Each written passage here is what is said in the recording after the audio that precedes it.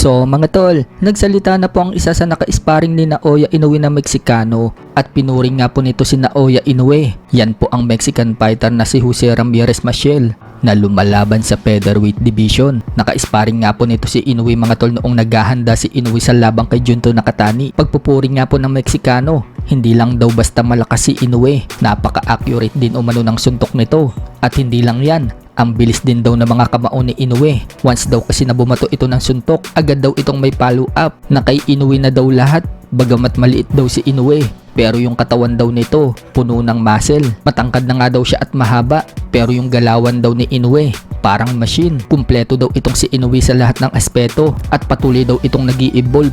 Kaya walang duda daw na makikita ng buong mundo ang performance ni Inoue. Kahit na may edad na umano itong 33, punong-puno pa rin daw ito ng sigla. So sana makalaban ni Inoue itong si General Casimero bago siya magretiro. Para lahat ng Pinoy fans hindi magduda sa kakayanan niya. Marami po kasi ang mga solid fans ni Casimero ang duda pa rin sa kakayanan ni Inoue hanggat hindi daw nito tinatalo ang angas ng Pinas. So siguro mga tol, kung tatalunin ni Inoue itong si Casimero, baka purihin na si Inoue ng mga fans ni Cuadro Alas. Pero hanggat hindi niya nilalabanan at tinalo si Casimero, marami pa rin ang magsasabi sa kanya na takot siya kay Cuadro Alas. Pero isa nga po sa pinangahawakan ng mga Pinoy fans ang binitiwang salita ng handler ni Inoue na si Hideyoki Owashi, kung saan sinabi na itong mga tol na kapag tuloy-tuloy daw na manalo si Casimero sa mga laban nito at maka-achieve ng mga magagandang resulta, may chance daw na matuloy ang dream match sa pagitan ni Casimero at Inoue na matagal na daw hinihintay ng mga fans. Sa kabilang banda naman mga tol, Casimero, nilanggam na naman sila ng kanyang girlfriend. Habang nakaupo po kasi ang kanyang girlfriend sa upuan na may duyan,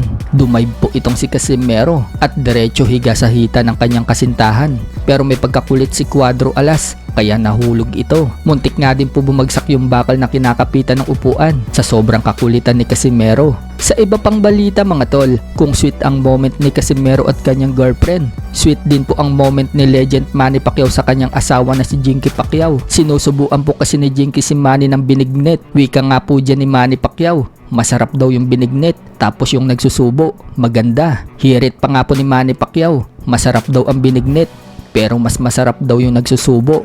Sabay tawa si Pacquiao. Masarap ang binigyan. Last ang nagsubo. Maganda.